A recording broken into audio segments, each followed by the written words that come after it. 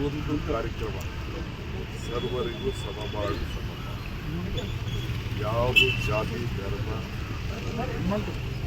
ಎಲ್ಲರೂ ನಮ್ಮವರು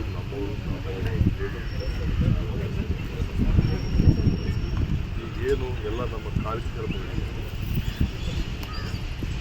ಅಕ್ಷರ ದಾಸೋಹ ಇರ್ಬೋದು, ಅನ್ನ ದಾಸೋಹ ಇರ್ಬೋದು, ಮಹಿಳೆಯರ ಸಬಲೀಕರಣ ಇರ್ಬೋದು, ಸಮಾನತೆಯಿಂದ ಹಸುವನ್ನು ಎಲ್ಲರೂ ಕೂಡ ನ್ಯಾಯಬದ್ಧವಾದಂಥ ಕಾರ್ಯಾಂಗವನ್ನು ವ್ಯವಸ್ಥೆ ಮಾಡಬೇಕು. ಅದಕ್ಕೆ ನಮ್ಮ ಮುಖ್ಯಮಂತ್ರಿಗಳು ವಿಜಯ್ ಕೂಡ ಇವತ್ತು ಬಸವಣ್ಣನ ಫೋಟೋ ಪ್ರತಿಯೊಬ್ಬರು ಕೂಡ ಬಸವಣ್ಣವರ ಹೆಸರಿನಲ್ಲಿ ಬಸವಣ್ಣನ ಫೋಟೋ ಅವರ ಆಧಾರ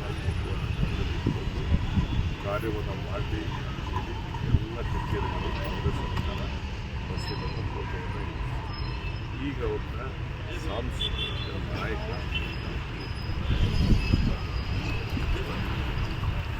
ಅದಕ್ಕೆ ನಾವು ಏನು ಸಂಸ್ಕೃತಿ ಈ ದೇಶದ ಆಸ್ತಿನೇ ಸಂಸ್ಕೃತಿಯನ್ನು ಉಳಿಸ್ಕೊಂಡು ಆ ಸಂಸ್ಕೃತಿಗೆ ಆ ನಾಯಕ ಬಸವಣ್ಣ ಅದನ್ನು ಇವತ್ತು ನಾವೆಲ್ಲ ಕೂಡ ಅಳವಡಿಸ್ಕೊಂಡು ಬರೀ ಮಾತಿನಲ್ಲ ಬರೀ ಕೃತಿಲೂ ಕೂಡ ನಾವು ಮಾಡ್ಕೊಂಡು ಬರ್ತಾ ಇದ್ದೀವಿ.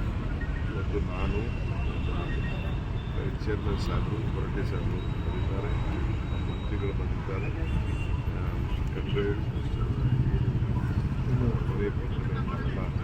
ಸರ್ಕಾರದ ಪರವಾಗಿ ಇಡೀ ರಾಜ್ಯದ ಜೊತೆಗೆ ಈ ತತ್ವ ಈ ಸಿದ್ಧಾಂತ ಈ ನಾವು ಹಾಕ್ಕೊಂಡಂಥ ನಾವೆಲ್ಲ ಸೇರಿ ಬದುಕಬೇಕು.